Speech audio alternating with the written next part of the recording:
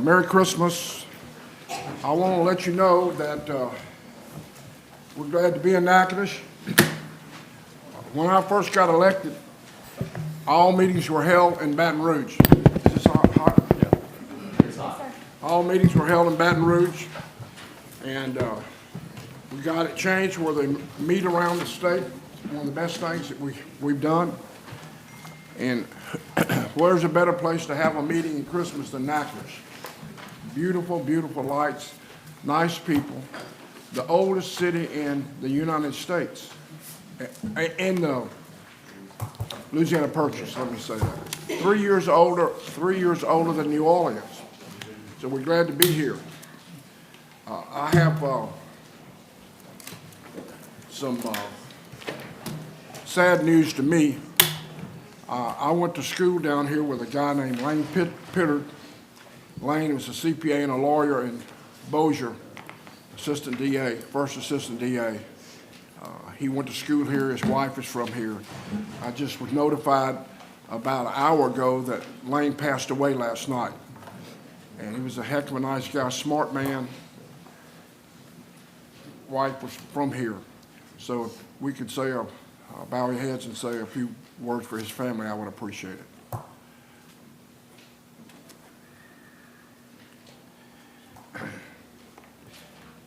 If we can start this meeting off, first of all, I want to thank the mayor, Jimmy Williams. I don't know if he's here.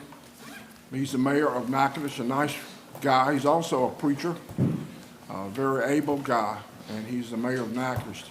They had a big parade last weekend here, and we had thousands of people came, and I threw away about $500 worth of candy. It was a lot of fun. If we start the meeting off today, Mr. Lewis, would you say a prayer and then the pledge? If you do that, I appreciate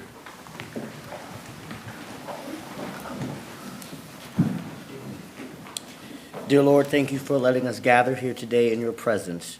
As we enter this holiday season, please bless each and every one of our souls. May their hearts and their minds be touched. As we enter this season of giving and thanks, we thank you for all that you have given unto us. We think about those who still need your blessings in this moment now. We pray for those who have lost their families along the way. We pray for the hearts and the minds to guide us in this season to do your word, to seek justice, to love mercifully, and to walk humbly with you. In your name we pray. Amen. Amen. I pledge allegiance to the flag of the United States of America and to the republic for which it stands, one nation, under God, indivisible, with liberty and justice for all.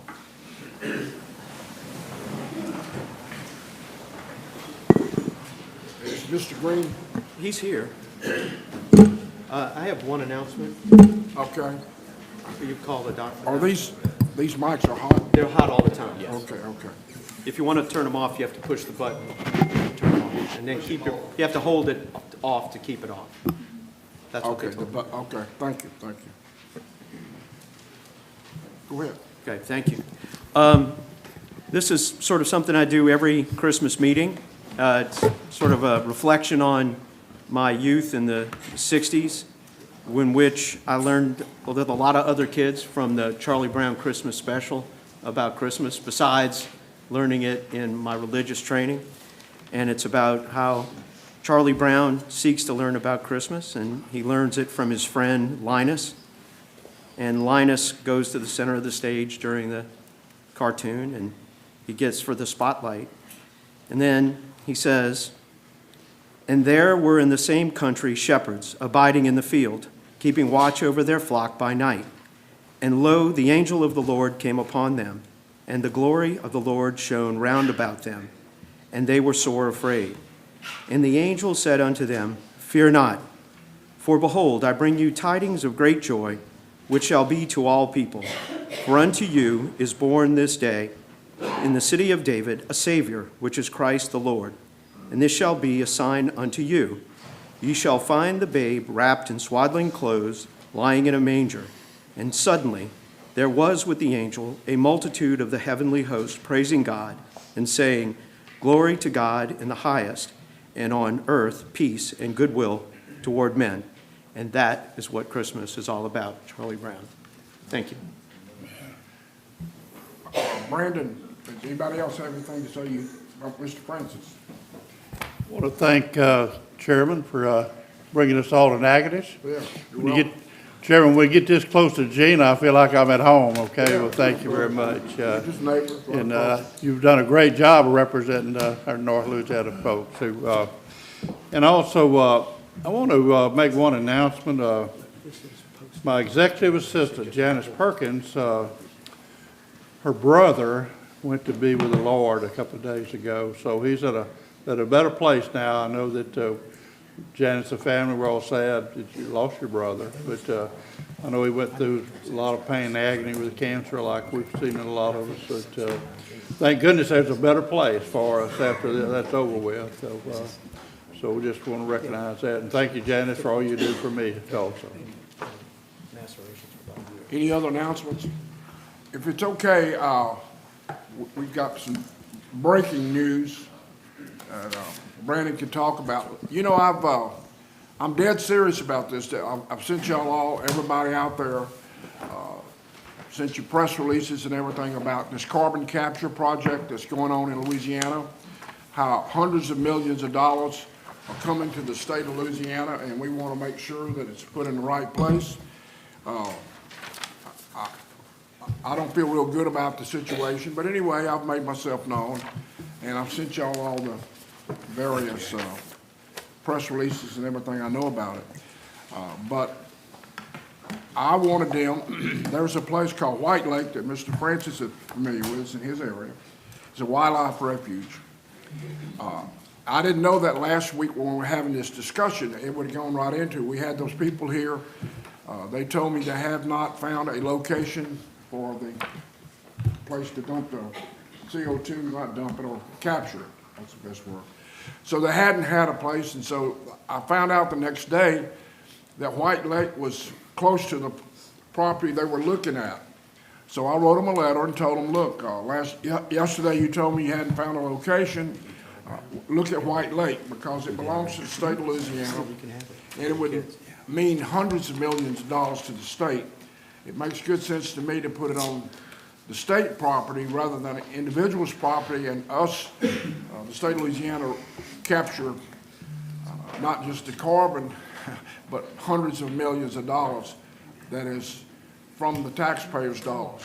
So anyway, last night at 7 o'clock, we get an email, and Brandon, I'll read read the it. email. Sure. 7 So- o'clock is our call. So this is Exhibit 18 Speak up, undocketed. Brandon. This is Exhibit 18. Is it on? No, It is 18. it's not amplifying.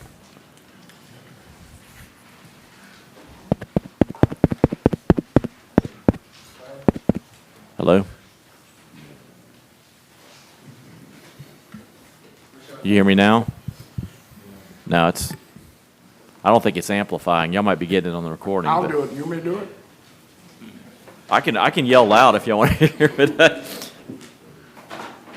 Because we're going to need this one for the agenda. Does it work? Is your mic working? Now it is. Y'all hear me now? Yeah. Yeah, okay. All right. So this is Exhibit 18, undocketed, update on the Project Cypress Direct Air Capture Hub located in southwest Louisiana at the request of Chairman Campbell.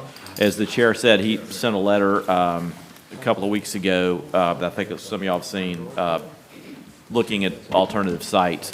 And we received a response last night from Sean Bennett from Batille, and I'll read it into the record. Dear Chairman of the LPSC, Foster Campbell, thank you for your interest and for suggesting an alternate location for the Project Cypress Direct Air Capture Hub on the White Lake Wetlands Conservation Area. As you indicated, the final site of the Direct Air Capture Hub has not been selected, and we will consider your suggestion. When choosing a final location for the Direct Air Capture Hub, the Project Cypress team must consider different variables, such as permitting costs and impacts on the environment and local communities. Our goal is for the final site of the Direct Air Capture Hub to be as close as possible to a Class 6 permitted carbon dioxide storage facility to limit the length of the pipeline needed. Additionally, we hope to limit the facility's impact on communities and the environment. The White Lake Wetlands conservation area is a haven for wildlife, hunting, fishing, and bird watching, and serious consideration must be given before siting a facility there. Ultimately, our final decision on where to locate the direct air capture hub will be heavily influenced by what the community believes is best for themselves and the natural environments of Southwest Louisiana. Thank you again for your suggestion. Sean Bennett, Energy and Resilience Division Manager for Batille. Basically, what he's saying that he hadn't found a location, but this Class 6 is a trick bag. That's a permit that you have to have, but it takes a while to get it, and you have to know the location where you want to track Class 6. Just for the record, there are 3 wildlife places in Louisiana that already have given permits to drill and put carbon capture on theirs. So there's no reason in the world that they can't look at White Lake very, very closely. They're already doing it. And last week, Senator McPherson entered Joe McPherson, who I call him Senator, he was in the Senate with me. He's on the Wildlife and Fishery Commission. He introduced a resolution to put it on White Lake, and the vote was 5-1. A guy voted against it. I don't know why. He gave us several reasons. He said he didn't know about this, and he was worried about the environment. He didn't worry about the environment on the other 3 permits they gave out, but he's worried about this one. I got the picture. But anyway, long story made short, I'm keeping pushing on this because the state of Louisiana, there's nothing. You're talking about getting rid of income tax and things like that that people want to do and that takes money to do. This is a place for us to look at. And it's senseless. It's senseless to put it on somebody's private property when it can go on state land and we can make the money. And we ought to keep pushing for that. I hope y'all know what's exactly going on. Before we said anything, this was a done deal. And thanks to the commission, last time we called them in and got some good questions Mr. Brandon helped us with. And now they call us last night at 7 o'clock and say, oh, by the way, we don't have a location yet. Well, I'm glad, but I'm still wanting to, let's examine White Lake. It's 75,000 acres of land that we own. As I understand, White Lake needs a lot of attention to it on the levees and stuff like that. It's going to take lots and lots of money, and this would be a good place to start. But anyway, I appreciate the other commissioners here for letting me talk last week and bringing in witnesses and the questions that Brandon helped me come up with. They were good. This needs to be aired, and people need to know exactly what's happening in the state of Louisiana. So hopefully we'll have we'll come to agreement, and hopefully we can use this White Lake for the people of Louisiana, the taxpayers. You realize there's $600 million going on private property. That's taxpayers' dollars. And when we could use the state of Louisiana's land, and everybody in this room, and Northwestern and Southeastern and every school, USL or University of Louisiana, at what do you call it? What is the USL called? ULL. University of Louisiana Lafayette. at Lafayette. We all have money, Graham, everybody. We need money. Mr. Lewis talks about the pollution in 4 parts of the country. This is hundreds of millions of dollars could help you do that. So anyway, thank you for listening to me. Keep watching. I'm on top of it along with a lot of other people. This is something that needs to happen. This is where we put the people above politics. I really believe that. So I've said all I'm going to say. Thank you, Brandon. You got anything? We do actually have a card, Mr. Jerry Merchant for the Port of Benton put in a card for this exhibit. If you go up to the podium over there to speak, just say who you are. Thank you, sir, for coming.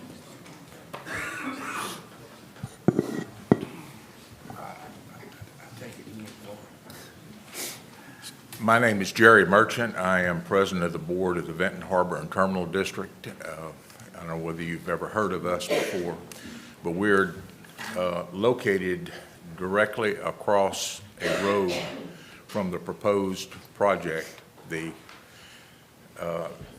project in Southwest Louisiana.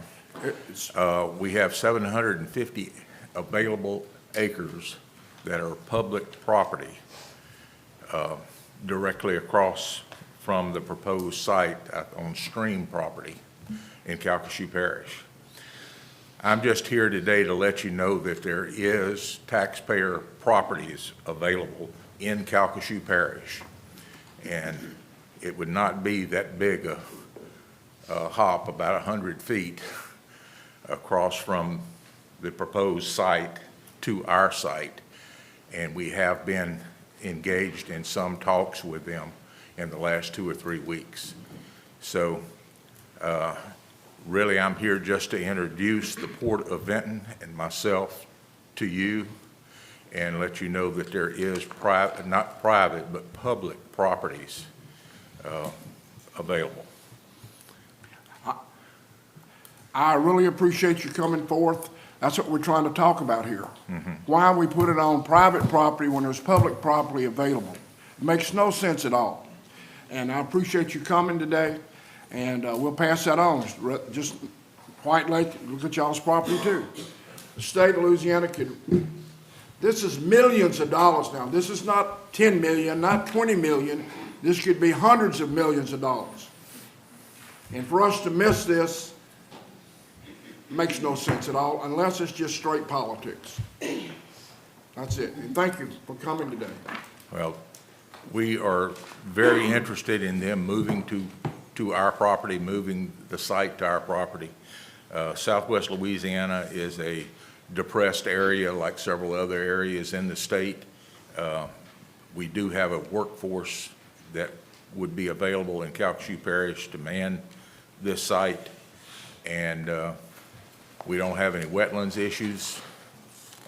We have a certified site that is available, 156 acres.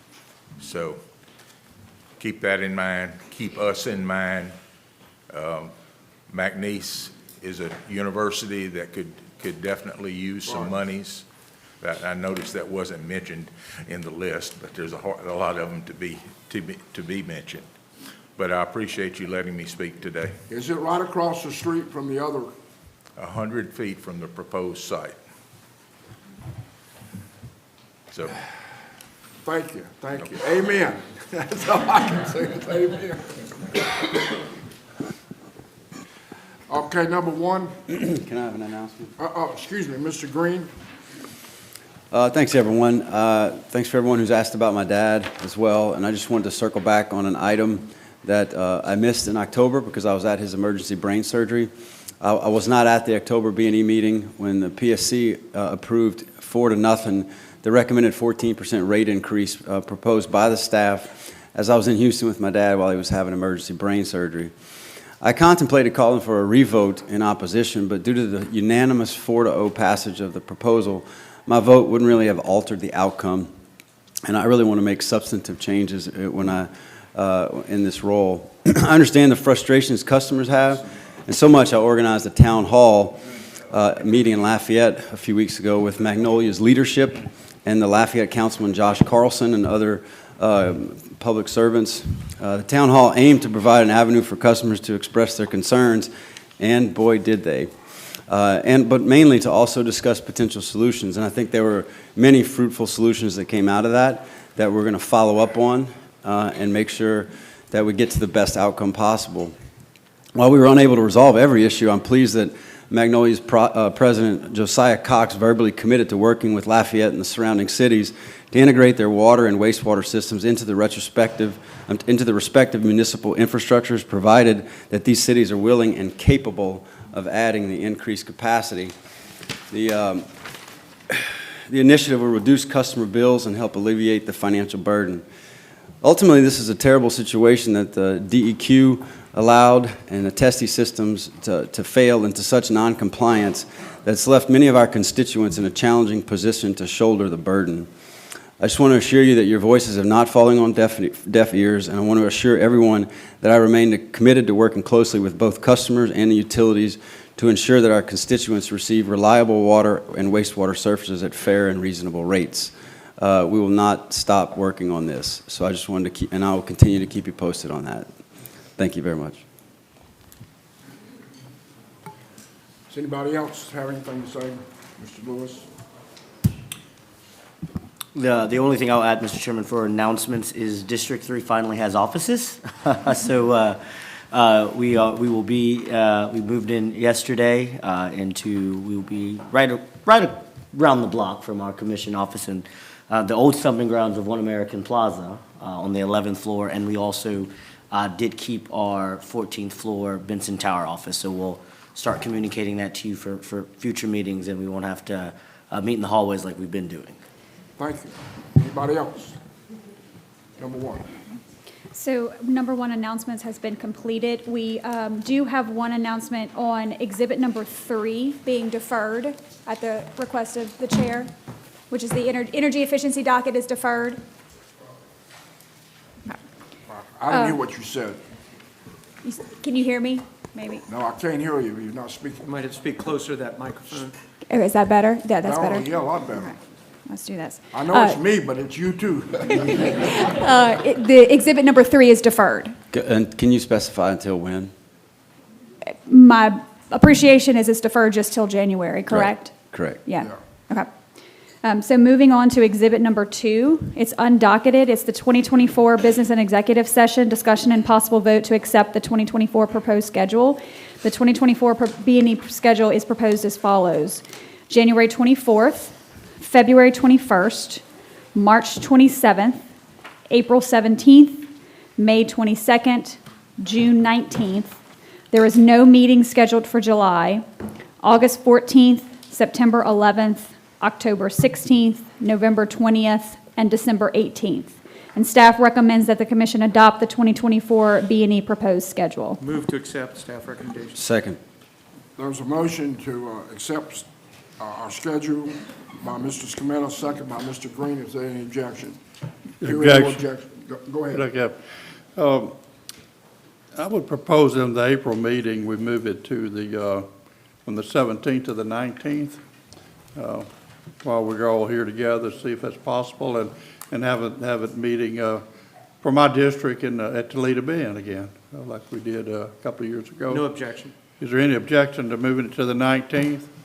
We're moving it from a Wednesday to a Friday. Wednesday to a Friday. Yeah. Several people travel a long way from Baton Rouge and New Orleans, and I want to spend the night and go fishing in Toledo Bend like Mike Francis and his wife, okay? Are you inviting us to go fishing with you? Absolutely. That's really, I'm the best guide on the lake. No objection to modify my motion to accept the 19th of April. There's Second. no objections? And I think that actually solves an issue we may have had too. There was actually a NARUC conference that didn't make our calendar, the current events. Right. That would have been wrapping up on that Wednesday, so that should make that easier. Okay. We just need to call the place immediately to see if the fishing tournament doesn't get in our way. We've got a good connection here now, so if every time we want to come back here, I have the contacts to make sure we get the right hotel rooms and everything, so we'll keep that in mind as well. It's a good idea. That's a nice place. Mr. Chairman. Mr. Lewis? Yes, and I will work with staff where I was originally looking at March or April to have a meeting in the river parishes in St. John or St. James. So I don't have a date yet. We're still talking with the parish government, but I just wanted to let us know that I am looking to bring a commission meeting, which I don't think we've done before, into the river parishes for my constituents. So That's fine. we'll work with staff on a proposed date, and we'll bring it up in January. Mr. Chairman, I'll also try to work on having one in Lafayette. And I'll be working on one for the fall in the southeast. And I think occasionally we'll have one in Baton Rouge. The good news is when we did the schedule, we reserved the large room for every meeting. So if we stay on those dates and we are in Baton Rouge, we won't have that little short room. Wasn't this a wonderful idea I came up with? No, it's good because we go all around the state, you meet people, and just like this gentleman came a while ago, it's good for people to be able to express themselves to the Public Service Commission, and no better way than to get down where the people live. And I want to follow up on his comment. He said, "What a wonderful idea that I had." Said every politician ever. Okay? So moving on to exhibit number 4, it's docket number S36694. It's TAS Environmental Services, application to increase rates for common carrier certificate numbers 7618-A and 8016 pursuant to General Order dated October 2nd of 2012. It's a discussion and possible vote on staff's report and recommendation. On March 15th of 2023, TAS Environmental filed an application with the Commission requesting authorization to increase its tariff rates. The notice of the application was published in the Commission's official bulletin, and no interventions were filed. Following discovery, Commission staff filed its report and recommendation on November 17th of 2023, and subsequently, counsel for TAS filed correspondence into the record accepting staff's recommendation in its entirety. The major terms of staff's recommendation are as follows. TAS is authorized to increase its transportation rates for both common carrier certificates to rate ranges as follows. For a bobtail vacuum and roll-off truck of $60 to $90 per hour, for a King vacuum truck of $127 to $190 per hour, and for tractor tanker single and double hauler roll-off trucks from $63 to $94.50 per hour. TAS is authorized to increase its driver rates for both common carrier certificates to $45 an hour, and the company is authorized to restructure its fuel surcharge for both certificates to an energy surcharge scale. Staff recommends that the Commission accept staff's recommendation filed into the record on November 17th of 2023. Move to accept staff recommendation. Excuse me, got a motion, but, these people are located in Bossier City? Yes, sir. Well, their Louisiana office is in Bossier City. I never talked to them. I'd like to talk to them. Can we, They actually are here. I don't know which one wants to come up, or both can. Mr. Black and Mr. Gillet. Thank you. Just I never introduce have yourselves. seen y'all before. Just introduce yourselves for the record, please. I'm Steve Black. I'm the Chief Operating Officer with TAS. Stephen Gillet, I'm with the law firm of Smith & Fowler. I represent TAS. You're a lawyer? Yes, I am. Whereabouts? I'm from New Orleans. Oh, So New I'm Orleans? not, I'm sorry? Where you from? New Orleans, yes. Yeah, well, you know, I'm not trying to be picky, Sure. but I live in Bossier City. I have an office in Bossier City and in Shreveport. I never heard from you guys. Yes, sir. I didn't know you were in Bossier. Do what? I didn't know you were in Bossier, but if you'd like, I can come by there this next week. Well, I've been in since 1947. That's a long time ago. But, Commissioner, they operate in multiple states, and their corporate headquarters is in Dallas. Their Louisiana headquarters is in Bossier. I'm sure they meant no disrespect by my meeting with you until now. We're happy to do that and discuss their... Is this just for your company? These $60 to $90, $127 to $190, this is just your company we're talking about? Yes, sir. Yes, we're unable to apply for anyone else, Commissioner. I don't mean to be petty, but man, that's a hell of an increase, 60 to 90, and 127 to 190. What about the other people up there? Are they charging this much or what? Go ahead. We've not asked for an increase since 2019, and the numbers or the pricing that I have right now is very, very low comparative to my competitors. So the pricing I'm asking for the room to be able to give myself an increase here because I'm getting clobbered with everything has gotten more expensive. Everything, trucking, the drivers, all of our materials, inflation, everything since 2020 has gone up significantly, and I've not made a request, and so we probably should have done so in 21 in smaller increments, but we're at a point now where we feel like we really need to do something. Well, can I stop? Yeah, go ahead. Is that statewide authority you have? Sir? Is that statewide authority you have under PSC? I'm not statewide, I don't believe. I believe I'm just on the northern half. I'm not in Plaquemines Parish or Jefferson. Is that, Mr. Chairman, is that what we call a Rolex permit that they have? Or? Not anymore. Is it if it's a statewide, it's a platinum Rolex. What staff said? Rolex. Yeah, it's not statewide. It's okay. Well, let me ask you something. I hear what you're saying, and I want to work with you. But I would feel a lot better if I could see a comparison to what other people are charging in the area. You know what I mean? You got, I live right, you probably come on my place all the time. I live in the middle of Haynesville Shell, and where my farm is. And you come in and out all the time. Very nice, shut the gates, cows don't get out, I got it. But I just hate to give you a raise from $60 to $90, $127 to $190, if I don't feel comfortable about this right now. So could what I would do, you're not gonna like this, I'm gonna ask you to come back next month and let me find out what the other people are charging. And you might be very well, and I'm saying you do, I believe you, but I don't have any numbers on this. Mr. Chairman, can I ask some questions? Can the staff explain what's going on? Yes, What they Tammy? figured out? I'm going to pass this on to Robin Pendergast. Yes, sir. So first of all, I wanted to clear up, it's not an increase from 60 to 90. It's taken, Speak That- into the microphone. yes, sir. So what they did is they had several different rates, and they wanted to make it a rate range, which is allowed per the transportation order. So it's a rate range from 60 to 90. But that's not what this says. Yes, sir. It doesn't say range, it says $60 to $90 per hour. That's no range.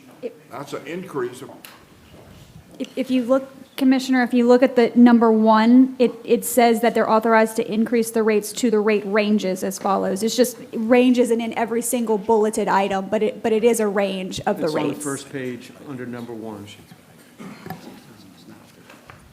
do you have what other people are charging in this area? So I didn't do a breakdown of all of the other companies because there are so many of them, but I did do a comparison with 2 other companies that are similar to their size, and they're still below the other companies, even with the increase. Rob, can I They're ask you a still, few their questions? rates She are said- below the competition. Yes. These And I'm- rates are lower than the The new rates competition. are still below. Sir, if I may, the request that we're making here, I have to admit, it wasn't just based off of what the other competitors are doing, because I still have to bid against the other competitors. If they bid lower, they generally will get the work. So I have to be competitive anyway. I'm saying I need the room. My request was based off of my cost increase. It's our business that is suffering. It's not like if I raise my rates that my customers are the ones who are going to accept or not accept my rates. I mean, if it's too high, I won't get any business. So I'm just trying to get more room in here so I can help to pay for trucks and drivers and all the other things that I'm dealing with right now. I know you won't, but I mean, look, I don't want to blanket the industry. I know, say I'm your good friend, and you send me a bill for $190, I pay the $190. But if you can't charge $190, you can't charge $190. So is this a range of what you want to charge? Is that what this is? That is a range. The 60 to range? 90, if I'm bidding on anything that has any type of longevity, it's So you got to might be on the vary- lower end of that range. So you might very well be charging $60, and you might have to charge it again $60? There's Yeah. rate ranges under number 1, above subsection A, Right. says rate ranges. The market will bear what the pricing is. I mean, because that's what I was saying, I've not done a comparison to competition because I have to compete with them anyway. I just need the ability to be able to bid higher. Mr. Chairman, may I ask you a question? Yeah. Competition's charging more. Robin, please correct me if I'm wrong. So your assessment of their earnings before interest and taxes, their EBIT, would be with this increase around about 4%. Yes. And generally, an acceptable range is about 10%. So their Correct. earnings are a little Are bit lower. still below, even with the increase. Lower below. Okay. I just wanted to make sure that that's what I was reading and understanding. Right. Go ahead. So what you're telling me, this is a range? Yes, sir. It's not a fact $90 per hour? No, sir. Okay. All right. Mr. Scameto's rule is he doesn't ever vote for you if you don't come see him. They did come see me. They came see you? Yes, sir. Well, that's a hell of a note. Now you got I didn't real know you were problems. explosive, sir. I'm not doing this. If you go see him and you don't come see me and I'm in your hometown, we got real problems. I wasn't, He's got the rule. And that happened last time too, last couple of weeks ago, when y'all did that for the Chevron. She gave you a speech about blah, blah, blah, blah, blah.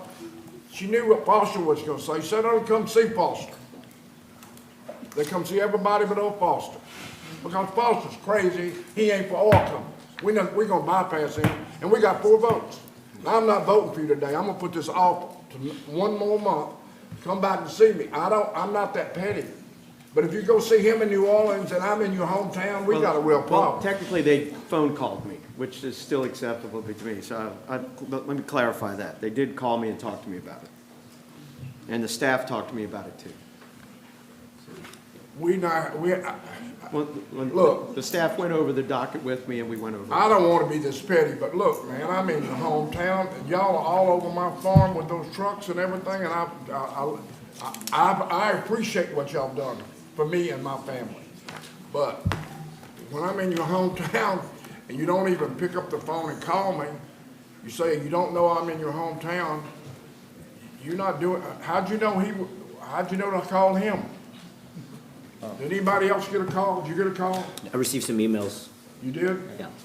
We never heard anything. Commissioner It might Campbell. be because I'm crazy. Let's just say old Foster's nuts, he didn't need to worry about it. I think those are two different things. Huh? I think those are two different things. Commissioner, Did he call you? I got the information I needed. Commissioner, to be clear, and we meant no disrespect, we did email everyone, and I apologize if I should have called you or met with you instead of emailing you, asking you if you had any questions.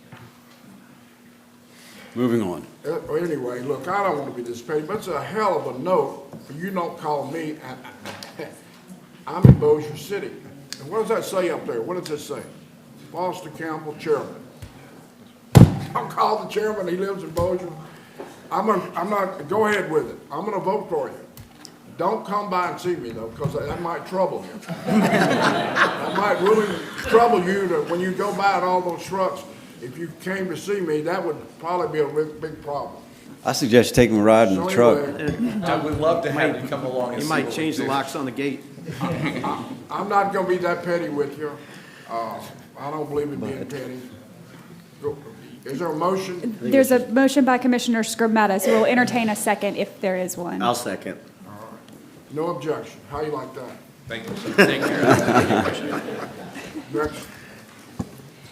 So exhibit number 5 is docket number S36944. It's the application for certification as an eligible telecommunications carrier for the limited purpose of offering wireless lifeline services within Louisiana. It's a discussion and possible vote on a staff report and recommendation. On July 24th of 2023, Tempo filed an application with the Commission for the limited purpose of offering wireless lifeline services within Louisiana as an ETC. Notice of the company's request was published in the Commission's official bulletin with no interventions received. The company plans to offer all of the supported services required by the Act through resale of another carrier's services. And under 47 U.S.C. Section 214E1A, state commissions are prohibited from designating as an ETC a telecommunications carrier that offers services exclusively through the resale of another carrier's services. In this case, the FCC decided to conditionally forbear from the application of the Federal Act's facilities requirement to all telecommunications carriers that seek limited ECT designation to participate in the Lifeline program. Tempo certified that it has and will continue to comply with the 911 requirements at the state and federal level, and the company has also provided staff with a copy of the FCC's approval of a compliance plan. The company certifies that it has met the requirements for conditional forbearance from the facilities requirement as evidenced by the FCC-approved compliance plan. Tempo provides commercial radio mobile services and prepaid wireless services throughout the United States and prepaid wireless lifeline services in 21 jurisdictions. And they provide these services by using the underlying wireless networks of Tier 1 carriers, which is currently T-Mobile on a wholesale basis. T-Mobile provides Tempo with the underlying network infrastructure and wireless transmission facilities needed to offer Tempo to offer the services as a mobile virtual network operator. On November 17th of 2023, staff filed a staff report and recommendation on the company's application, finding that the company complied with federal and state requirements and that the designation of the company as an ETC for the purposes of receiving Lifeline support is in the public interest. Staff recommends that the Commission accept the staff report and recommendation filed into the record on November 17th of 2023. Move to accept staff recommendation. Second. There's a motion by Mr. Scrimmetta, second by Mr. Green. No objections. Next issue. Next item. Exhibit number 6 is docket number U35908. It's the Commission's audit of purchase gas adjustment filings for the Gas Distribution Division of Entergy Louisiana for the period of January 18 through December of 20. It's a discussion and possible vote on a joint report and draft order. On March 9th of 2021, the Commission initiated an audit of the Gas Distribution Division of Entergy Louisiana pursuant to the Commission's general order dated March 24th of 1999. Staff filed its audit report on August 10th, 2023, which was noticed in the Commission's official bulletin, and no interventions were received. Staff's audit report reached 3 conclusions and made recommendations regarding Entergy's PGA filings, and the audit found that the PGA filings were reasonable, prudent, and necessary to the provision of service for jurisdictional retail customers. It qualified for recovery under the PGA mechanisms and were consistent with the Commission's 1999 general order and produced just and reasonable rates. Staff's report also found that ELL improperly included PGA costs and revenues related to non-jurisdictional customers, resulting in a net benefit to jurisdictional customers of approximately $10,000. Further, the staff found that ELL incurred about $5,800 in overrun charges in conjunction with the services provided, and staff proposed that Entergy's future PGA rates be adjusted to reflect a credit for these costs. On November 21st of 2023, Entergy filed correspondence into the record indicating that it did not object to the recommendations in staff's report. And on November 22nd, 2023, staff and Entergy filed a joint report and draft order into the record. As there are no unresolved issues, staff recommends that the Commission accept the joint report and draft order filed into the record on November 22nd of 2023. Move to accept staff recommendation. Second. There was a motion by Mr. Scamatta, second by Mr. Green. Is there any objections? No objections? Passed. Number 7. Exhibit number 7 is docket number U36082. This is Jefferson Davis Electric Cooperative's request for emergency rate relief related to the 2020 hurricanes. It's a discussion and possible vote on an unopposed motion to amend Commission Order number U36082-A. On June 21st of 2021, Jefferson Davis filed an application with the Commission seeking emergency rate relief to pay for damages incurred during the 2021 hurricane season. And on April 20th of 2022, the Commission issued order number U36082-A, granting JDEC's request for relief, subject to certain conditions. Condition number 4 of that order required that on or before May 31st of 2023, JDEC should file adjusted financial results based upon a test year for the 12 months ending December 31st, 2022, using a modified debt service coverage methodology, and also submit a cash requirements study. On May 8th, 2023, JDEC filed its annual report with the Commission for the 2022 test year. However, the filing did not contain cash requirement study, and no action has been taken in that docket to date. Given the current timing of the Commission's review, along with the required analysis needed to be filed by JDEC for a Commission rate review, JDEC and staff believe it was in the best interest for JDEC to file a rate case using a modified debt service coverage methodology and a cash requirement study for the 2023 test year, with the deadline for the filing being May 31st of 2024. On November 29th of 2023, JDEC filed an unopposed motion to amend Commission Order U36082-A, requesting that Provision 4 be amended to read as follows: that on or before May 31st of 2024, JDEC shall file a full rate case with all rates subject to consideration, covering the test year for 12 months ending in December 31st, 2023. And staff recommends that the Commission grant the motion and modify Provision 4 of Order Number U36082-A. I have a question for staff. Yes, sir.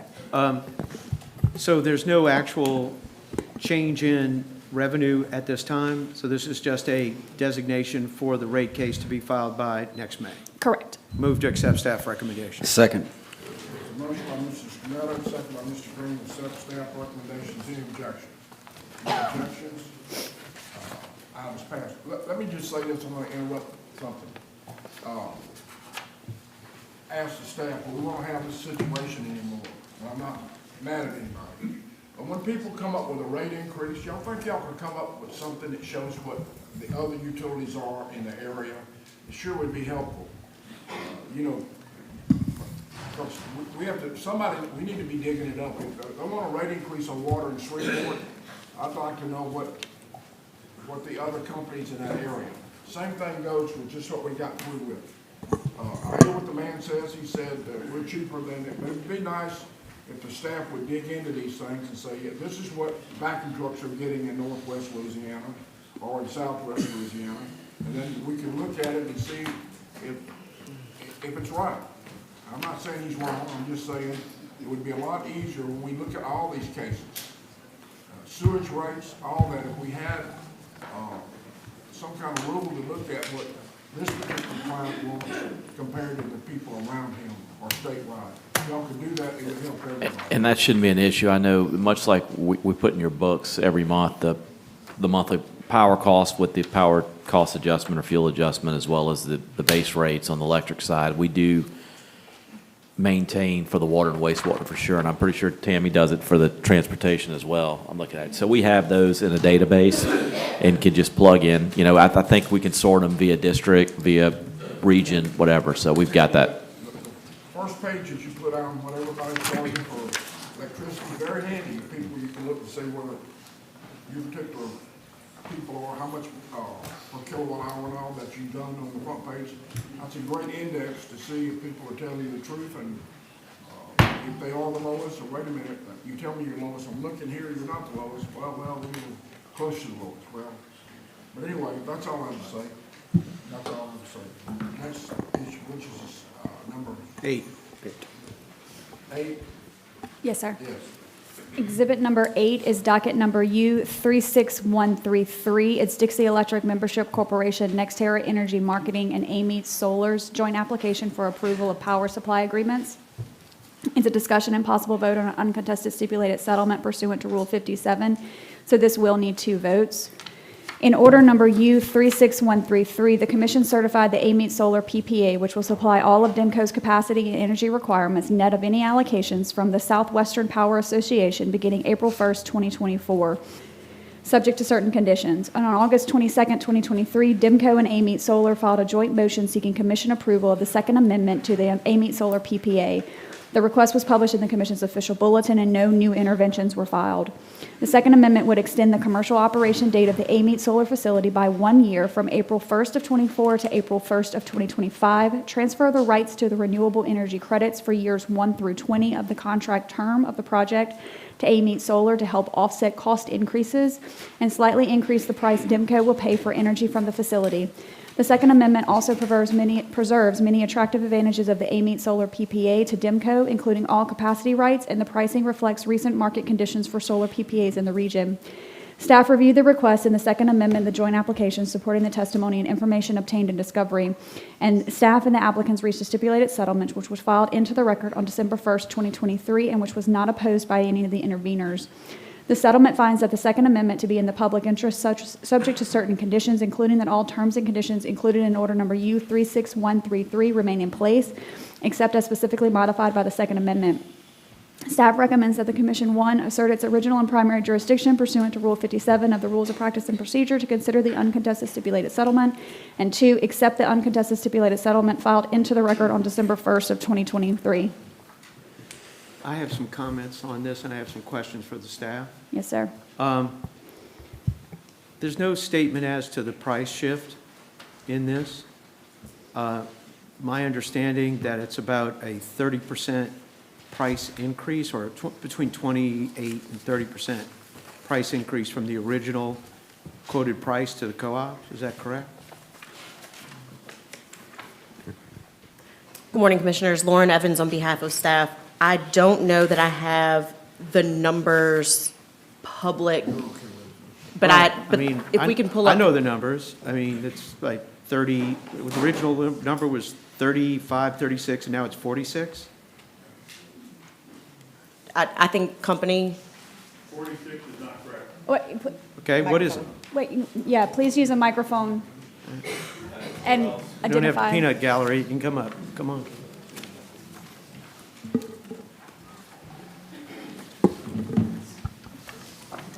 Commissioner, the pricing, State your name. Noel Darcy, Special Counsel for the staff in this matter. The numbers, the pricing are confidential under the contracts. Oops. And you know, the staff is under an agreement not to express them in public. I can say that the price increase from this, it looks like the second one to this one, the first one to this one, looks more like 15% maybe. Now, Okay. That's not compared to the first one. And just because I know we're going to have 2 other docketed items on this, are you involved on those other two items, Noel? Well, there are three others, but Well, they're three others, separate. but- They're separate, same sort of issue. Are you the counsel on I am. those? Okay, so are all the price differentials the same? No. The start and stop price for this one is different than Slimco's. The Concordia and Point Capee start and stop places are the same because they are taken from the same facility. They're all going up. No, I understand that. So when you're talking about 15% or so differential, what's the differential on the other ones? It's probably smaller than that. Okay. So that answers my question for now. But my problem with this is from the original opposition I had to this because of the way the contracts were created and the flexibility in these contracts. And Commissioner Campbell, I think this is important for Commissioner Campbell because Commissioner Campbell's said that he went along with this because the co-ops were going to save money. And the goal line in this contract mechanism keeps getting moved. And that's something that concerned me from the beginning on this. And the contract goal line gets moved because of the language that was allowed in the contract by the co-ops with their contractor and giving them the flexibility to raise the price if things weren't working out for the contractor. And that was another concern I had about this. So they are saving less money as they move the goal line. So the co-ops are going to pay more for electricity. They're going to pay 15% or more for electricity than they were paying under this contract potential, because obviously they haven't shifted over yet. So they're going to pay more for electricity than they were going to pay when we first voted on this, when the commission approved it. And I originally opposed this, and I'm going to continue to oppose it because I keep seeing the goal line moved, and I keep seeing the price going up. And I keep hearing, well, we're not going to do it again, and the contract says we're not going to do it again. Then I got explained by staff today that they had it in the contract that they could move the price up, the contractor could, if they needed to. I have genuine concerns that we have not seen the end of this price shift potential. And the savings for the co-ops are being reduced as we see the paperwork move in front of us. So it's a concern that I've had. It's a concern that I see manifesting itself before us. And I see that this is going to be another problem because I don't see a change in how we look at inflation. I don't see a change in how we look at the equipment that's being utilized in this. And I don't see that there is a recovery in the economy that's going to change how this works. So my concerns about this are the co-ops are not saving as much money as they were. The co-ops are going to not save as much money as was promised. And the goal line keeps getting moved. And there's no guarantee with any backup of financial backup that it's not going to be moved again. And there's no guarantee that the contractor can't just walk away from this and leave the co-ops out in the wind. And so while I understand Commissioner Campbell is, he keeps saying, well, you promised me you're going to save me money. Well, they just cut those savings by 15%. And so we move forward on this, and we understand that this is not the way to do business at the Public Service Commission. If you're going to do a contract with these co-ops, and they deserve the same protection as any other company, excuse me, that a contract is a contract, and there should be, backup, excuse me. I don't know if you get a frog in your throat in Natchitoches, but I'm guessing. It's not rain, Louisiana. But there is the problem with the way these contracts are established. And I identified that in the beginning of this analysis. And I continue to see problems for the co-ops that they're grossly outweighed in favor of the contractor, and this is proving itself in the way that these contracts are shifting and the costs are increasing towards the co-op members. And we don't have a way to establish credit recovery from a contractor or credit recovery from the board of directors like we do with an investor-owned utility. We can't get that money back for the members.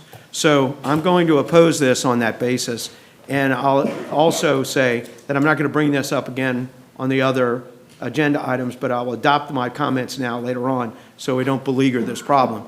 But I think that this is proving out exactly what I said was going to happen, that they're taking advantage of the co-ops, and for whatever purpose, and for whatever reason, the co-ops went along with this, but the commission itself has to take notice that exactly what I said was going to happen is happening, and my concerns for the public and my concerns for the members of these co-ops should be taken, and there should be great notice taken of what's happening, and we should be prepared to deal with this when they move the goal line again.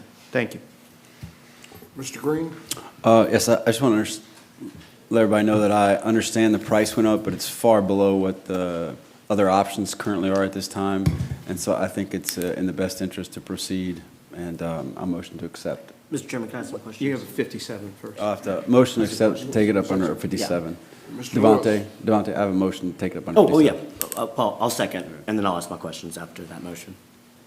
It's a motion to accept, No. Take up, go to Take it up. 57, approve 57, In a second. I'll and it's second. seconded, and now we have A motion to accept. a motion to accept Can I ask some questions And first? I'll do an opposition roll call vote. exhibit number 8. I want to ask some questions. Could Dimko come to the, You second the motion? I'll second it, but I want to ask some All right, questions. Mr. Lewis has some questions. There's a Randy motion Pierce, to accept CEO of and a second. Demco. Thank you, Mr. Pierce. I just want to, the increase in price slightly, I mean, this is something we kind of expected a little bit between the RFP process and now, right? So this is not a unexpected, We certainly knew of the possibility, and the amount of our portfolio that we're talking about today is about 16% of the total load that Demco, that is required for Demco. We did look at that piece of it when NextEra came to us and said, or Amite Solar came to us and said, look, we've got a year delay. We do have some cost increases that have occurred, which I think everybody is certainly familiar with. So we looked at that 100-megawatt tranche and looked at possibilities. We looked at all the options, and we had an opportunity to either continue with that solar project or not. After evaluating it with our consultants and everyone that we've been working with on this, it was clear to us that this is still by far the best price for that 100 megawatts that's available to us. And that's why our board of directors went forward with it, is asking for approval today of the amendment. and wouldn't you agree that it would be significantly riskier and probably even more expensive to cancel this contract and try to find a new energy source? Absolutely do. And so I just want to make sure I heard you correctly, that this decision is considering the changing price of solar cost, material shortage, inflation, and that this would be the best economic option available to you at this time. We looked at it, and we absolutely believe that it is why we want to continue with the project and wanted to bring it to the commission today. And that you are agreeing that the Inflation Reduction Act, New Era program would pass through straight to your customers? Yes, and we have applied for assistance with that program as well. Okay, great, thank you. So Randy, whenever you, Mr. Francis? whenever you made the agreement with the company on the solar, you weren't able to lock the price in. It was a kind of a floating price. It was a locked price, and it was a locked contract, but again, when they reapproached us, Commissioner, we had an opportunity to relook at that 100 megawatts.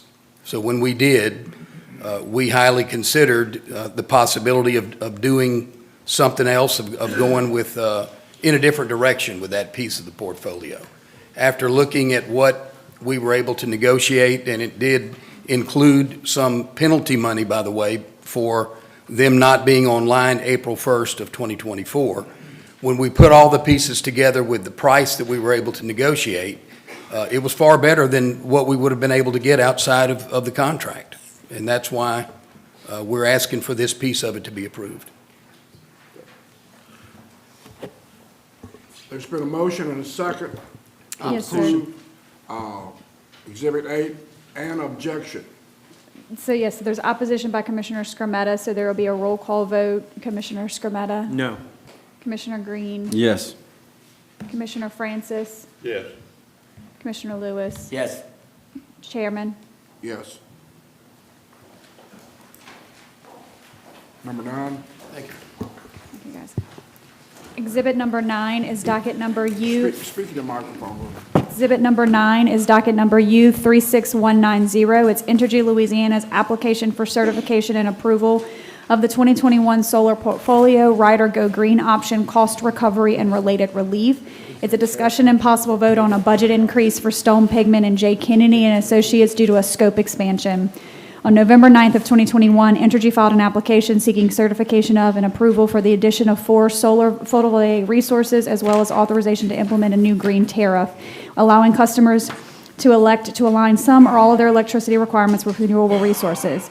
J. Kennedy and Stone Pigment were both retained via RFPs to assist the Commission with Entergy's request, and Commission issued order number U36190 approving a settlement between Entergy and staff, which included numerous provisions to address uncertainty regarding solar resources in the portfolio. On September 11, 2023, Entergy filed a report pursuant to paragraph 6 and 23 of order number U36190, providing notification of amendments to the Elizabeth facility and the Sunlight Road facility contracts, resulting in price increases to those contracts. Entergy reports also disclose a change in the tariff pricing, revising the Elizabeth and Sunlight contracts. The review of the proposed revisions to these contracts and the revision to the GGO tariff were not contemplated in the original scope of work for J. Kennedy or for Stone Pigment.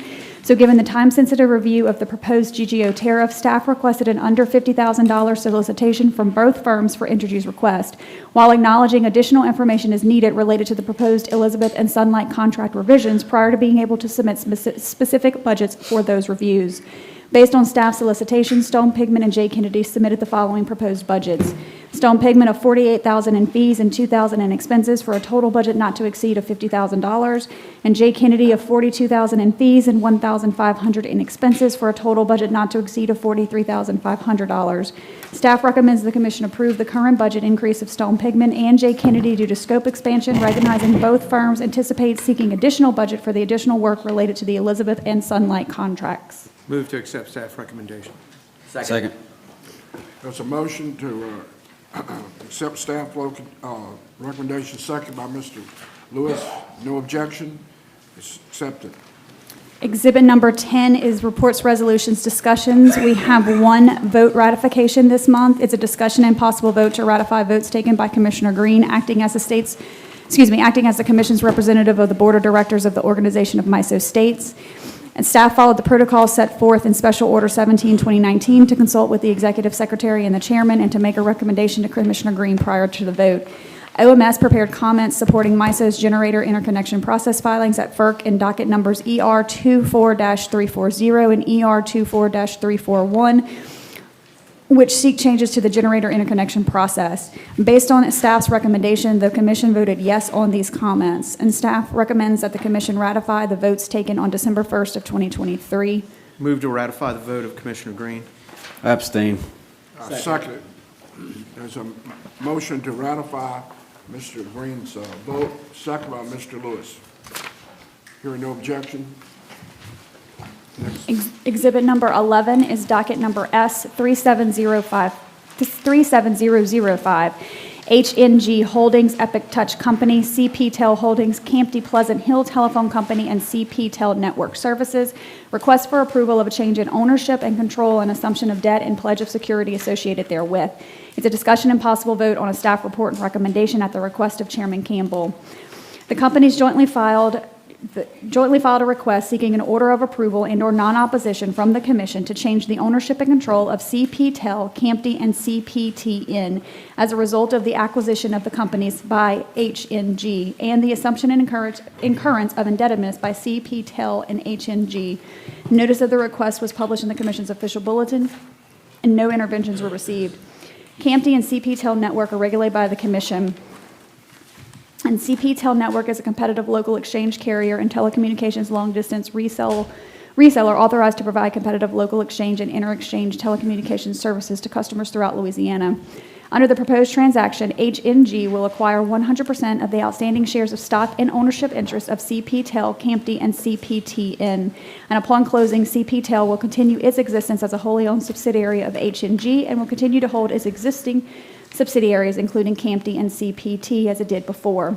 CPTEL will assume Epic Touch's existing secured term loan and outstanding indebtedness with the Rural Telephone Finance Cooperative, and the existing secured term loan was used to finance Epic Touch's acquisition of CPTEL, as approved by the Commission. In addition, as a part of the financing of the proposed transaction, a senior secured term loan to H&G will be issued. The proposed transaction will not affect the Commission's exercise of its regulatory authority over any of the regulated subsidiaries, and the new owners of CAMTE and CPTN are Louisiana residents with extensive experience in rural markets. The proposed transaction will benefit Louisiana customers by enhancing the ability of regulated subsidiaries to grow and compete in the highly competitive telecommunications and broadband markets, and the proposed transaction will not negatively affect the financial condition of the regulated subsidiaries. Based on this, staff filed its recommendation into the record on December 5th, 2023, and staff recommends that the Commission accept the staff report and recommendation filed on December 5th, 2023, approving the change in ownership. Move to accept staff recommendation. Second. Go ahead. There's a motion by Mr. Scametta, second by Mr. Green, that we accept staff recommendation. There's no objections. Next item. Pass. So exhibit number 12, I believe Commissioner Green is wanting to defer, but also wants to make a statement about it being deferred? Yes, please. Yes. As you know, the rules on my dockets for pole viability and grid hardening were released this week, and we're very excited about that. We also have my resiliency docket and the U docket. My goal is to see that we expedite all of our rulemakings, including the investment in resiliency. I think it's super important for Louisiana, especially prior to our next storm seasons. These rulemakings are vital, and it's important that we finalize all of them in an expedited manner. One of the most important things we can do for the ratepayers of this state is to really make sure that we do what it takes to harden the grid and improve resiliency, but in the most efficient and economically feasible way possible. In fact, it's my opinion that if we all work together, nothing should prevent us from having the rulemaking process for all of these topics completed as soon as possible in 2024, and it's imperative that we get this work done prior to the storm season. So stay tuned for next month, but I just wanted to signal to everyone how important that is to me and to Louisiana, and I think if we work together, we can all get it done quickly or efficiently and well. It's time for Louisiana to be a leader in this and not trail behind. So thank you all. I'm asking the staff to work hard on this. I know y'all work hard in general already, but I think this is a priority, and I think we can get it all done. Thank you very much. I'll make a motion to accept. It's not a directive. It's just a statement. It's a directive. You got to vote on it. No. Pass it. I'm postponing my Defer. directive. Oh, okay. 14. Exhibit number 13, I'm sorry, 13. Exhibit number 13 is docket number U 36514. It's Concordia Electric Cooperative, NextEra Energy Marketing, and Mondu Solar's joint application for approval of a long-term power supply agreement. It's a discussion and possible vote on an uncontested stipulated settlement pursuant to Rule 57 at the request of Chairman Campbell. In order number U 36514, the Commission certified a full requirements power supply agreement between Concordia and NextEra. In regards to the applicant's request for approval of the Mondu Solar PPA, the order states that the Commission may determine that the PPA serves the public convenience and necessity and should therefore be certified as prudent in accordance with the Commission's 1983 general order. Upon review of filing by the joint applicants within 60 days of the issuance of this order, which contains the following: a quantification of the effects of the price increases and/or decreases discussed in the findings of fact number 22, an assessment of the potential savings associated with the Inflation Reduction Act, and a proposal for flowing any identified savings to the cooperative.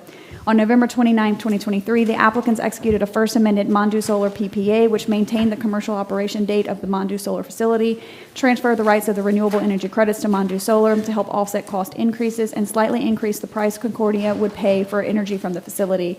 The First Amendment preserves many attractive advantages for the PPA to Concordia, including capacity rights and pricing reflecting recent market conditions for PPAs in the region, solar PPAs in the region. Staff reviewed the request and the supporting documents and thereafter reached a stipulated settlement with the parties, which was filed into the record on December 5th of 2023, and which is not opposed by the interveners. The stipulated settlement finds that the First Amendment is in the public interest, subject to certain conditions, including that all terms and conditions included in order number U 36514 remain in place, except as specifically modified by the First Amendment. Staff recommends that 1, the Commission assert its original and primary jurisdiction pursuant to Rule 57 of the Rules of Practice and Procedures, consider the uncontested stipulated settlement, and 2, accept the uncontested stipulated settlement filed into the record on December 1st, 2023. Motion to take the item up under Rule 57. Second. It's a motion by Mr. Green, second by Mr. Lewis, to take this under Rule 57. Any objection? No objections? Mo- I just have some questions for staff. I just want to make sure I'm sorry. Okay. I know we had some conversation with the other one, but I just want to make it clear that this contract has no opportunity for price increases after this, which would allow the co-ops to walk away because they are at the cap, correct? Lawrence Am I correct Pinto with on that? behalf of staff. So it's my understanding that this one's a little bit different because they did have a cap in place when they signed the contracts, because they signed after Demco, and that this new price that staff reviewed is at that cap, and that the boards for each of the cooperatives do have, for this one, the next one, and the next one, do have the opportunity to walk away if the prices change again, but I am going to defer to Mr. Darcy and Ms. Vosberg. I mean, that's correct. The way Lauren described it, is the new contract has a price in place that can't be broken damages if they go above it. in the future, and they are, the project should be starting construction soon, as I recall. So there's not much opportunity, it's not as much opportunity and time in place for that to happen again, but it's locked in now. I have a question when you finish. Yes, sir. Just one more. And so I just want to make sure, so the price risk in the RECs are being shifted to Mondu and Bulgar, correct? That's correct. And I guess it's a question for the co-ops, but you may know, Mr. Darcy, they are going to also apply for the Inflation Reduction Act New Era program. It's a RUS program that may allow up to a fourth of the cost of the project to be paid for by the RUS program. And they have agreed if they get that money, every dollar will be passed through to ratepayers and won't go to the contractor. Okay, great, thank you. A quick question. Noel, is there if the contractor fails to, deliver under whatever escape clause they have, is there a liquidated damage provision that the contractor has to pay the co-op as an escape clause? I think I need Jennifer to probably come answer that question, or somebody from, Nobody's jumping up. You better call on them.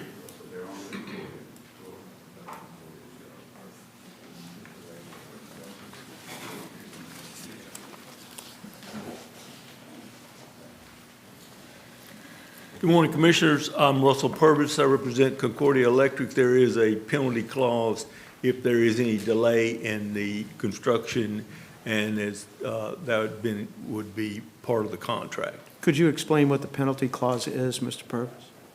Well, I refer to Mr. Edwards. There is a delay damage provision. Glenn, please identify yourself. I'm sorry, Yeah, Glenn thank you. Edwards. I've been serving as associate counsel with Mr. Purvis on behalf of Concordia. There is a delay damage provision in the contract that provides for dollars related to the rate disparity between what the solar price would have been and what the replacement power that will have to come from Nextera under the primary contract is. And it's triggered, if there are delays beyond the guaranteed delivery date, except, of course, if there are force majeures and things like that cause delays. They're built in, certain built-in delays that are allowed, or whether they be force majeure delays, weather delays, et cetera. But once those negotiated delays are exhausted, then the damage provision requires essentially them to cover the price differential between what the solar price would have been and what the replacement cost of that power is when we have to go to our, call them primary contractor, NIM, to get the power. Well, and my question is, what if there's a walk-away from the contractor on this before engagement? Is there a liquidated damage provision for failure to complete the contract if there is just a set termination of the contract? There is not a liquidation damage provision for just a walkaway, but under the terms of the contract, Commissioner, they're not entitled anymore to walk away, okay? As was pointed out by the staff in the original contracts, and this applies really to all three of the co-ops, we negotiated a price with a cap. And if the increasing prices from the time we signed the contract to the time we got commission approval was greater than the cap, we could walk away, they could walk away, okay? This new amendment sets a price, which is fixed for the duration of the contract. There is not the opportunity to increase that price for the term of the contract, the 25-year term of the contract, and there's no walkaway provision if prices increase. So from my perspective as a lawyer, if they walked away, as you say, that would be considered a breach of contract, in my opinion, and there would be a claim made for all damages incurred, but there has not been a specific liquidated damage number negotiated. So the next one, the last question is, how do you stop, how do you prevent a breach? How do you stop, is there any, like, mechanism to prevent a cancellation of the contract by the contractor? I mean, other than... I mean, other than an active breach, is there a financial mechanism in place to prevent that? The only financial mechanisms in place under the contract which discourage a breach, okay, are the delay damages. The delay damages contemplate a delay in completion and performance, but they don't contemplate a walkaway. Right, You're correct. Delay versus termination. Delay versus termination. Okay, Termination would be a breach of the contract, which would entitle the co-ops, in my opinion, to bring suit for breach of the contract and seek a damage claim for all damages. I get it, and litigation is a concern just in general because of the time associated with that. But I will make a comment to the staff that I think that for future reference, that any type of contracts of this type contain a liquidated damage provision, much like we looked at with the Entergy element on that nuclear turbine that was defective, that was built in Rota, Spain, where they had inadequate liquidated damage provisions to cover the cost of the device. And that, contemplated damages for a walkaway have to be taken into consideration, and that ought to be done in future contracts. Obviously, there's very little that can be done about this. And then lastly, and I appreciate your comments, I would like to restate my comments under Exhibit 8 and have them applied to Exhibit 13. Thank you. And I'll ask for a roll call vote in my opposition to this. Let me ask a question. A lot of contractors that have performance bonds you don't require, you're doing all this money, is there any such thing like that y'all require? If you're doing business with this giant company, promise you to do this, they didn't do it, what's the performance?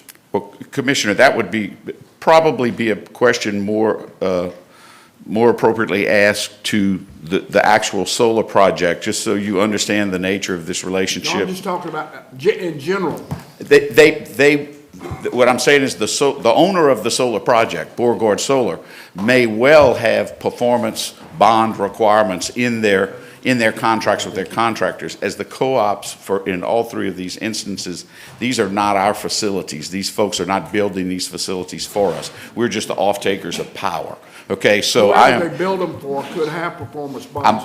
I'm quite sure that the solar project, the NextEra solar groups have negotiated contracts with construction contractors where they would have performance bonds and things of that nature, but that's something that would have to be answered by them. And they're here, but not, I'm not privy to that information. Yes. Right. So they have to supply Concordia. Russell, use the microphone, please. I'm sorry. Thank you. If they cannot supply the solar power, NextEra has to provide us with power at the same rate. So that is their agreement to do this. If for some reason it fails, they may well be able to go against Mondu, but they're obligated to Concordia to provide that amount of power at that rate. So we won't lose. That's how you're protecting your ratepayers. Right.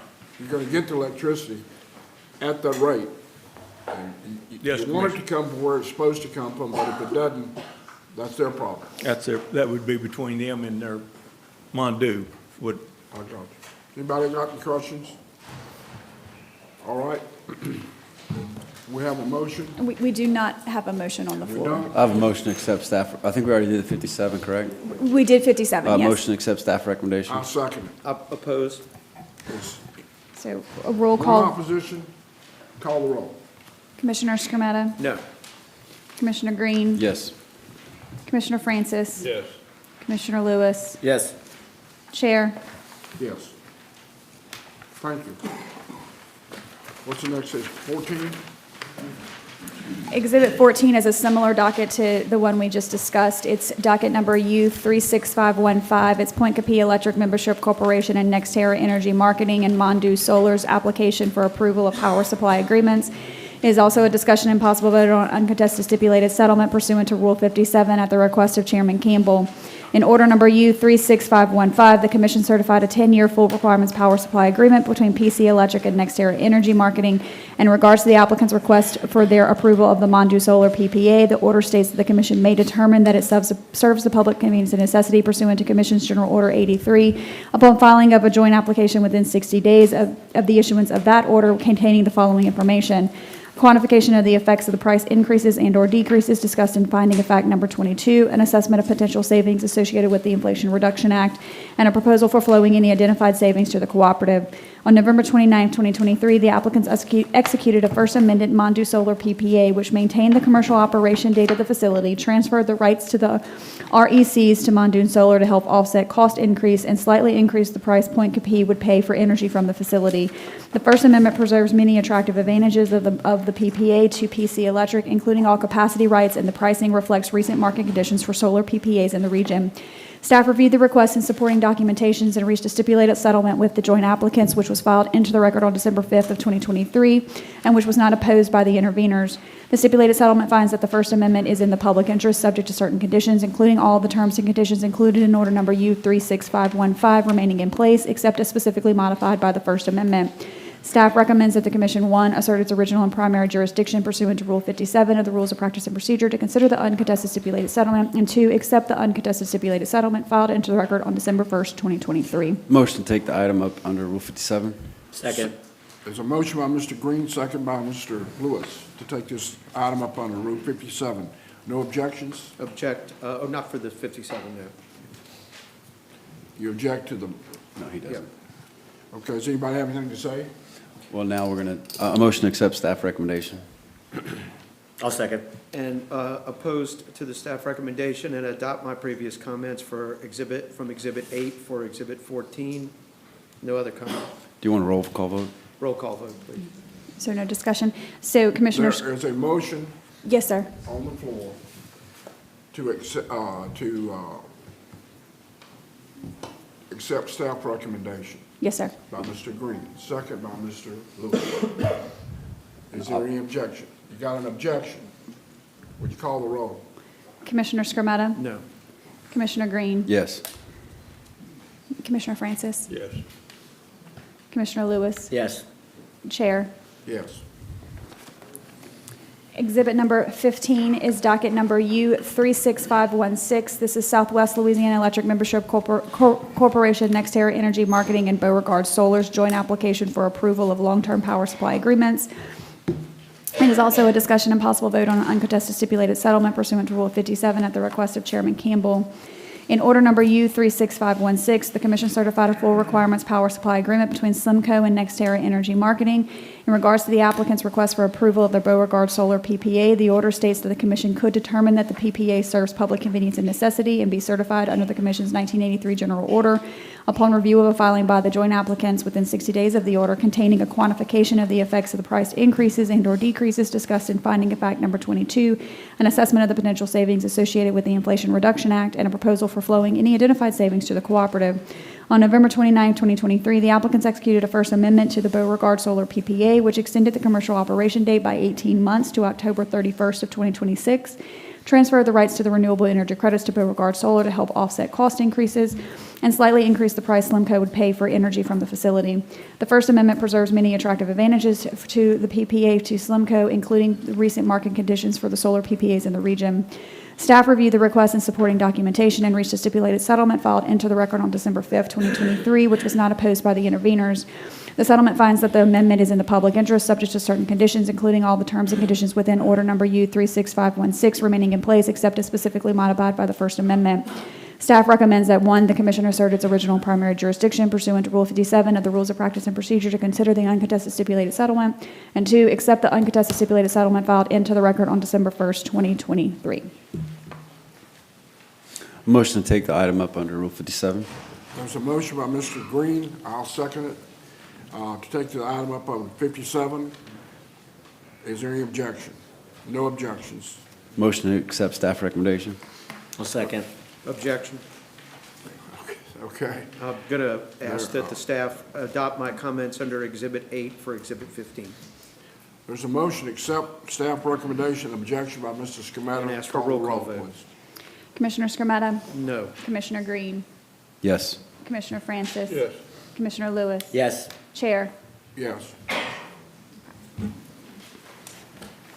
Exhibit number 16 is docket number U-36793, is Dow Chemical Company's petition for jurisdictional determination. It's a discussion and possible vote on staff's report and recommendation pursuant to Rule 57 at the request of Commissioner Green. On May 9th of 2023, Dow filed its petition requesting that the Commission declare the ownership, lease, management, operation, maintenance, power, and steam transfers and any and all interests described in the petition and relate it to the two existing electric facilities and infrastructure, not render the facilities Dow Union Carbide Corporation or a to-be-formed affiliate of Dow and Union, either individually or collectively as a public utility or an electric public utility. Notice of the petition was published in the Commission's official bulletin, with Olin Corporation and its wholly owned subsidiary Blue Cube Operations and Entergy Louisiana intervening.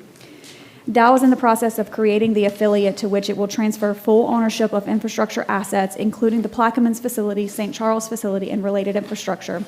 Dow will own a controlling interest in the affiliate and maintain operational control of the sites. The facilities will continue to provide Dow and Union with power necessary to operate the production units at the site as they currently do, but will now do so through an undivided leasehold interest in electric power and steam generated from the facilities, with Dow leasing approximately 160 megawatts and Union leasing approximately 155 megawatts. Neither Dow, Union, the affiliate, nor any of the facilities will have captive customers, jurisdictional assets, or a rate base subject to regulation.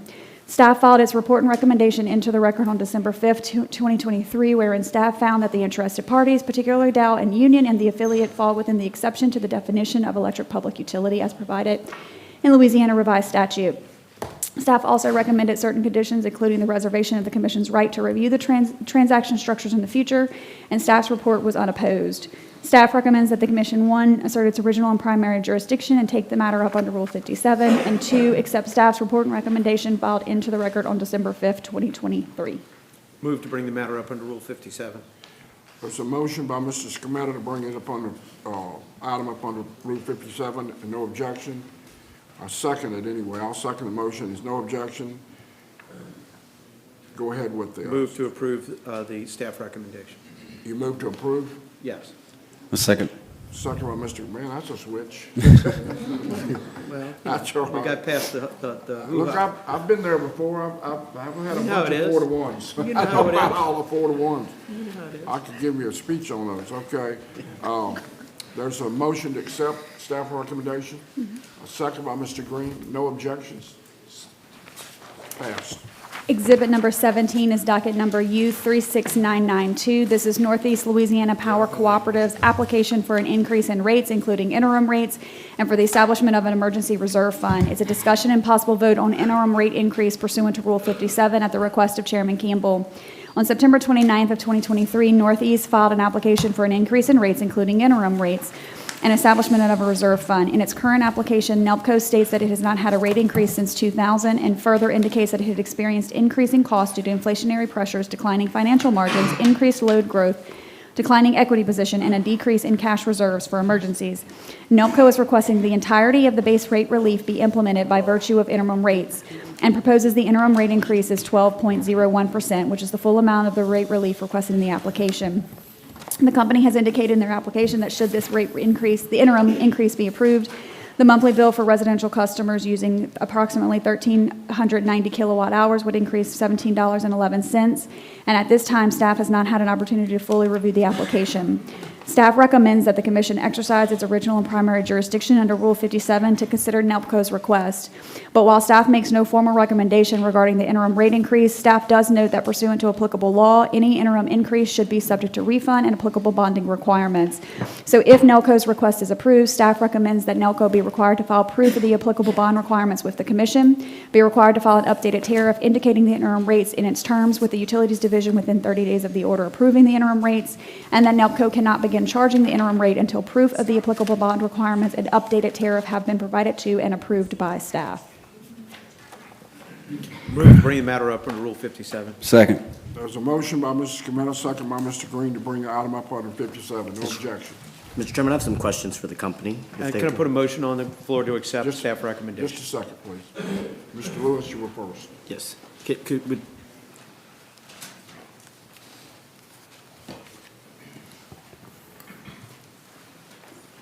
morning, Commissioners. My name is Kent Parsons, Rodell Parsons. I'm here today representing Northeast Electric Power Cooperative. I have with me Jeff Churchwell, the Chief Executive of that co-op. So we're here to respond to your inquiries, Commissioner. Thank you, thank you. And I first want to thank you for taking some time, was it last week, this week? I don't know what week it was, to meet with me about this. And I told you I would follow up if I had some further questions, and I did in reviewing it. So I just want to make sure that I am correct. Looking at your request, this would be a 12% rate increase per your application. Is that correct? That's correct. And so we're looking at an average residential customer about $17 per month. That's correct, yes, sir. And so where I'm struggling with a little bit, and maybe you can help me, is when I look at your application compared to some of the other interim rates we have applied, this would be a very significantly higher tier metric than your contemporaries that we've used in an interim rate. And so I'm trying to wrestle with that. So can you explain to me why that is the case? Well, Commissioner Lewis, Jeff Churchwell, General Manager, Northeast Louisiana Power Cooperative. As I explained to you in our meeting, the matrix that we're used by our lenders is a tier base. It's 1.25 tier. It's what our lenders deem us to be a good investment to them. But as I explained to you, that is at the minimum amount, just to keep us where we own their books look to be solvable. You know, we're not insolvable or insoluble, whatever. Well, insolvent. Thank you, Kent. You should have talked. But but as I said, those are so low as they stand now. And when we were talking about 1.45, 1.55, that's just not enough to get Northeast to where we need to be to remain reliable for our membership. Thank you. And can you explain just a little bit more about what your current financial positioning is for this interim rate right now? I can do that. I think he should do it. Okay. This is Mutt and Jeff up here, but anyway, we're having. I'll let you figure out which one's Mutt. Okay. I see. We are currently at a negative rate of return for at negative 5.3%. The situation we're in right now, Commissioner Lewis, is we have about 3 days cash on hand. And had we had that storm that hit Tennessee, we did have that storm, and I hope nobody was too damaged in that deal. But, you know, we had loss of life in Tennessee. Had that storm hit Northeast with the same veracity that it hit in Tennessee, we would have just been in a tailspin, because we just don't have the resources that, we've been living on the line of credit, and we've gotten to the point, tapped out. So the 3 days cash reserves are just too close for us. And thank you for that. I guess part of where my concern is, and can you explain your rationale of why you didn't come with for a partial rate, interim rate increase? What was the factor that said we had to go to the full request that you have pending, just because we have not been able to review it. And so I guess my secondary question to that is, I want to ensure that we are not going to put us in a situation after staff review that we do not approve the full rate and there's still some economic problems. And so I'm trying to understand that rationale between going for the full interim rate instead of a partial rate. Let me, Kent Parsons, I'll try to address that, Commissioner. We're in a situation where we have basically as a co-op about a 4% rate of return. And the propriety of that is driven by the fact that we're not a stock-held for-profit entity. This is owned by our members. The prudent thing to do as a prudent operator would have been to come in perhaps 18 months ago. The COVID situation was such when we started really looking closely and drilling down into what our current cost of service is. There had never been a cost of service study. I don't think this company's ever even had one. But one has been done now. Over the last 18 to 20 months, what we've discovered is a dire financial situation such that if we do have a problem with a winter ice storm, with tornadoes coming through, we've got 3 days of operating cash in order to address those items. How did we get there? We got there by the fact that we were concentrating on providing the most reliable service that we could. And we're in a position where, to be prudent, we've got to come to you and say, what we're doing here today is waving our hands and asking for the interim emergency rate relief is such that we need it now. And we needed it yesterday. We filed our case on September the 29th. What we have here under the law is a lag of 1 year for this commission to act. We can't wait that long. It's too risky for us. So we as a utility are coming in with not so much our hands out, but on our knees, saying we really do think the prudent thing to do is to enact all of the relief that we're asking for on an emergency basis. We are prepared, and the Constitution allows for, and as you said, the Constitution says you can approve all or part of the rate request on an interim basis, subject to refund, secured by appropriate security, which is either a bond or a letter of credit. Letters of credit are a lot less expensive and are the best way to go, we believe, for our ratepayers. But a partial increase at this point in time, we're afraid would send the wrong signal that is something we would be willing to accept at this point in time. We've asked, we're not in a situation, and I'm not alluding to you treating this as if you're buying a car or a house, or if you're selling your house, you're going to ask for more than what you'd really take, hoping you'd end up getting what you want. That's not what we did here. And that is not what this board felt like it could do responsibly. They asked for exactly what they feel like they need based upon their cost of study service and cost of study,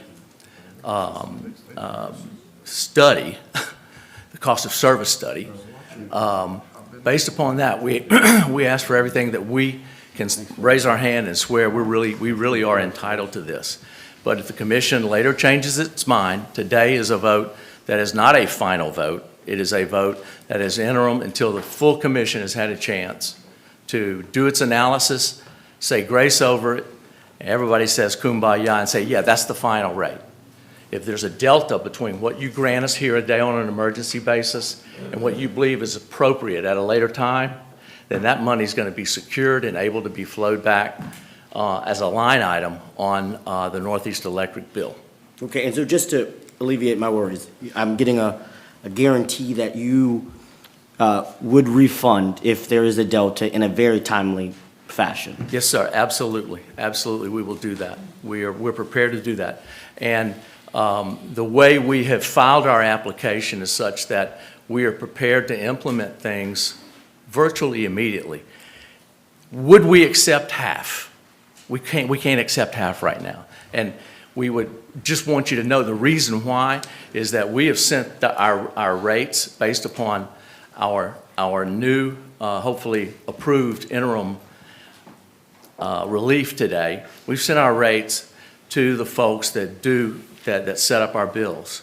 We would have to retrofit our billing system in order to do a new rate, and it would cause delays of maybe a couple of months, which would defeat part of what we need to have done. So it's very important to us to have the full rate right now. We will, and under the Constitution, guarantee that any amount that y'all determine was excessive based upon your interim rate relief. Hopefully you'll be granting all of it today, but any amount of it that is excessive that you later determine that to be the case, we will refund it as quickly as we possibly can. Thank you, and I'll just tell you where my head is really quickly. I have a very strict scrutiny policy, and I can't put myself in a position where I am reviewing this one way for certain companies and a different one. So that's why my line of questioning would be very consistent along the matter. And I do agree with all your points. I am struggling to do a full interim. I would prefer a partial. And so if we are going to vote on this, I would probably have to oppose this today, but it is simply because I would like more time to really ensure that delta is significant. And this was added on the supplemental. I understand that, and I understand the dire need, but rates are very serious to me. And this is a significant increase when we talk about poverty in the state, which I've mentioned. And so this is not against the company, but it's more of I have to have that same standard that I apply to the IOUs on the co-ops exactly. And I can't put myself, and I won't have one standard for some companies and another standard for others. And so I want to thank you for meeting with me and answering my questions, but I just kind of wanted to give you the rationale of where I'm coming from. We understand your position, Commissioner. Mr. Parsons, what are you going to do if we vote no today? Well, you know, there's all sorts of options you have about driving home and screaming by yourself in the car. That's not what we'll do. What we'll likely do is ask you to do it next month, because this problem's not going away. The problem is only being exacerbated by not acting today. Okay. And so we will be coming right back asking for the exact same thing, and we're going to keep that. And excuse me I apologize. I'm not trying to interrupt, but we believe the prudent thing to do is for y'all to know about the problem and to forecast and say, this is coming. It's going to be bad. And so the prudent thing for us to do is to come in and fall on the spear and say, we need the relief right now and got to have it. So we're going to keep coming until we get it. And your service area is in Commissioner Campbell's. Campbell's district, Yes. right? Yes, sir. And so what I'm understanding is your lender, you're out of compliance, your ratios are not right with your lender. And They're projecting for this year, Commissioner Francis, yes, to not comply with that component. So a simple question to the public, what caused the company to get out of compliance? Caused this problem to happen? Well, it's our financials that we submit each year is Form 7 that the co-ops send to our lenders. And in that is all of the expenses that go into us providing service to our members. And you either have a positive margin, which can be affected by non-operating, by the sale of different properties or things that are not related to the delivery of electricity. It can put us into a positive for the lender, but without that, it can, because we're not meeting our operational costs, which our base rates cover. And that's all salaries and benefits related to that, and then any equipment needed to, and when I say equipment, I mean poles, transformers, the things it takes to maintain, to Commissioner Green's point, a very reliable, robust, resilient So plant. inflation, price of.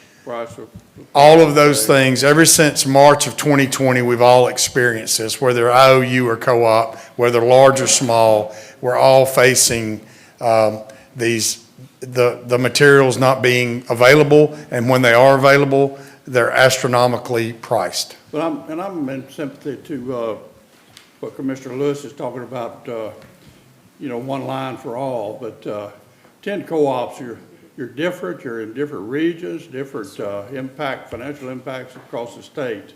And because all the other co-ops don't have the same problem, but they have other situations coming up. One interesting thing, Commissioner, if I might interject, Mr. Churchwell is looking for a bucket truck. Is that right? I've got it ordered. You got, okay, he ordered a bucket truck. One. Is it used? No, it's new. It's new. He ordered one. And the deliverability of this, they told him was, he said, when can I get it? They said, 28. He said, the 28th of what month? They said, 2028. So those are the types of challenges. That's just, a truthful anecdote about the situation, the dire situation that this particular co-op is in, is it can't even get a brand new bucket truck, which it's never had before. It's gotten by on used ones. And so we're at the end of the list on being able to get certain absolutely crucially important, in order to provide reliable service to our customers. We're at the end of the list because we're small. People who have an order for 900 trucks are going to get theirs delivered maybe in 26. But we have to wait till 28 to get one. So those are the types of things that the company's been struggling with since before COVID, and it's been exacerbated since. Again, we did our first cost of service study probably ever in the company's history, and once that came in on July, the decision was made by our board. We've got to file for an immediate rate increase for immediate relief, subject to refund, and we're ready to do that, and that's what we're here asking for very respectfully. I got a question too for you. First of all, for the record, Mr. Churchwell's at 9.3 cents per kilowatt hour, which is the cheapest in the state. What will you be if you add this? If we get the full rate relief, Commissioner, I think it's 12.02%. That would be slightly less or right at a penny across the board on the base rate. So it would push us to right at $100 for 1,000 kilowatt hour usage. The good news about his co-op is I never have a complaint. And if I do, they take care of it. But they run a real great co-op. People are pleased with them. They have a lot of people who really believe in them, and I believe in them. And but I hear what people are talking about. It is a big rate increase. But as I understand, Brandon, as they audit this, if they're overpriced, they give the money back immediately. You have a bond that you will refund the money immediately, okay? I heard Ms. Bowman. We have to have an updated tariff and a bond in place. So already got that written down and ready to roll. And that's the way it works. I mean, it's. When would this happen? Within a year? Yes, we're constitutionally, the commission has 1 year to decide it. We filed our case on September 29 of this year, and so our goal is to get this finalized on or before September 29, 2024. Okay, I'm for this. I got a tip. I want to ask you one other question. You might not want to answer this, but I need an answer. Does your board members receive health benefits, insurance, and all that?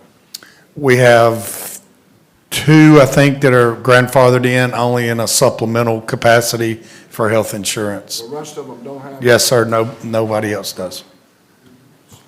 You see, he's trying to work with you. You know, you got some of these co-ops that's got, every board member's got luscious, big, fat, with health plans. I got them. We raise hell about it. And it costs sometimes $2,000 or $3,000 a month per co-op member, which is crazy because they're part-time, not even part-time, they come once a month. And Claiborne knocked theirs out.